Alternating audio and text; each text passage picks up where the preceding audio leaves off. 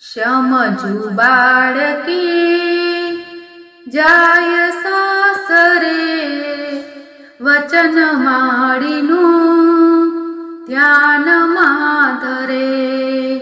સસુર પક્ષમાં લાજથી રહી, કશુર કામમાં કીજીએ નહીં.